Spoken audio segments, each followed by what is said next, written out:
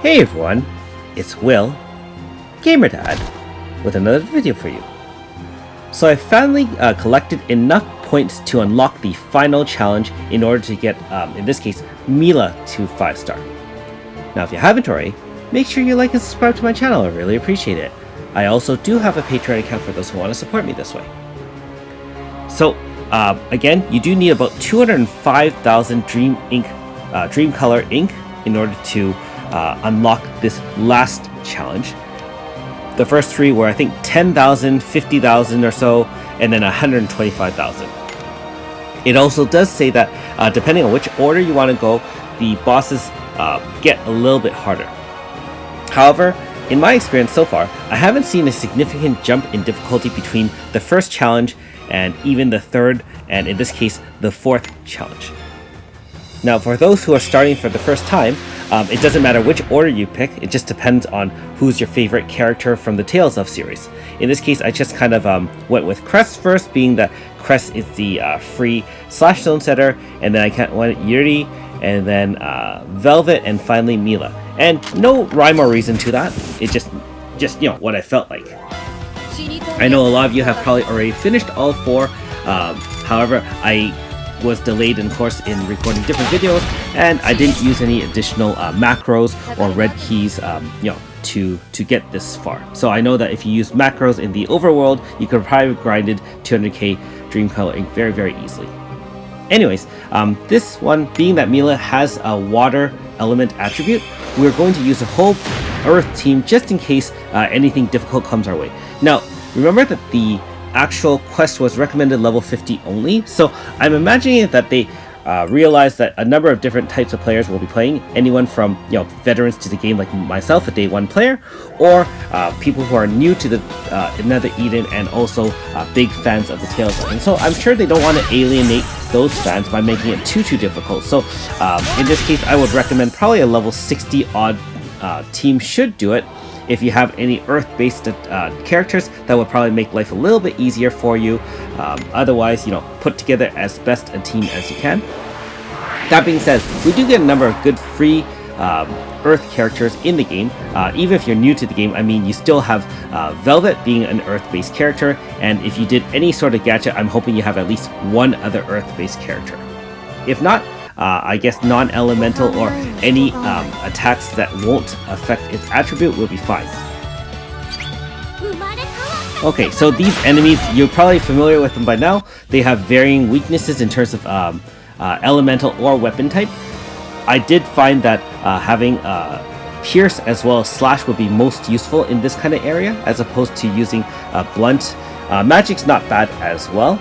In this case, my Earth team is primarily Slash with a little bit of Blunt, and Serene being a 5-star free character as well, and I'm hoping that you know, you guys have earned that.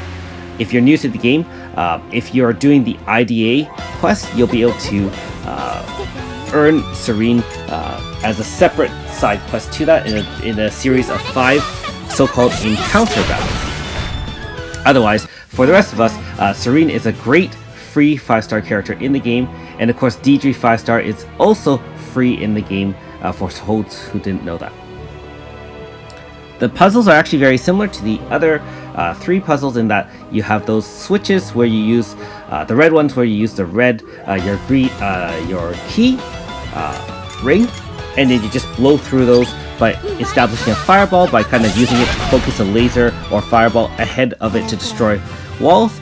And there are switches in this case to move platforms from one area to another, and that's only after you switch these red orbs to green orbs. So almost like 2 different mechanisms where you use the switch to turn the color from red to green, and then you go back to those orbs and press it using the another ring to activate them. In this case, same as usual, there are hidden areas here, so you can clearly see that there is a hidden area. You walk past that treasure chest to kind of through a hidden wall, and they'll be able to access that switch and finally switch this particular orb to green. If you don't do that, you'll miss the personal weapon. So keep in mind that just like all the other ones, each mini trial here allows you to not only earn the record, which is the book you need to upgrade Milla from 4.5 to 5, you'll also be able to earn her personal weapon, which is unique to her and gives her additional benefit. I think all of the personal weapons to the tails of characters just increases the base speed of the enemy. So I'm not sure if that's just to follow the lore of the game where the characters are extremely fast, but in this case, hey, any personal weapons are great and it adds to your collection bonus for gear. One thing I do notice, and I mentioned this in another video, is that the base stats of these weapons aren't extremely high. They're not in the the 185 type attack, which you get from some of the more higher end game swords. These are in the I think it's 155 or 165. So it's still noticeably weaker in the terms of attack. I'm not sure if in any long-term battle that's going to make any difference, being that, hey, additional bonus in speed might make up for it, especially during AF or the ability to act first. Now you notice that once we activated the green orb, we were able to go down and unlock a hidden path in the hidden area and get her personal weapon. So all we have to do now is beat the boss here in the final stage, Aegir or Aegir.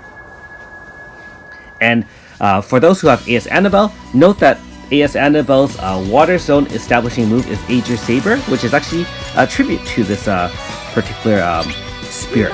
So it's interesting to see whether or not that actually ties in, because these, I guess, elemental spirits are unique to, I guess, antiquity. And I'm wondering if the original paladins back in the day got the sword from it, being that we actually combined the fire and water swords to get to the end of this side episode. I'm just wondering where that name or that move came from for AS Annabelle. So feel free to leave some comments below if you have any sort of insight into that. I just found it interesting that they named it like that, and that's kind of cool. In this case, this boss looks like it has an HP stopper, so we weren't able to end it in right away. But being that we're using a full level 80 Earth team, it wasn't extremely challenging, which is very fortunate. So we have finally gotten the last record for Milla, the Lord of Spirits record, and after all that is said and done, we have finished all 4, and Aldo thinks he's all done. However, for those who have looked a little bit further or played a little bit further ahead than me, this is just the beginning. In order to gather the 4 personal Grasta for these tales of characters and really unlock all their full potential, we will need to come back here and re-challenge the harder versions of all 4 of these elemental bosses. So I will try to do that in the next couple of days and upload videos as I can. I know a few of my subscribers have mentioned Slash Zone does work against most of these bosses, but I'm going to try to see if either Slash Zone works or Elemental Zones work. We'll see how it goes. So again, Space-Time Rift, we'll walk to the old lady and talk to her, see what the cost is, and it's only the 1 record, so we'll just pay it, and we got her as a 5-star. Nice! Stop flexing, Dad. Thanks for watching. We'll see you next time.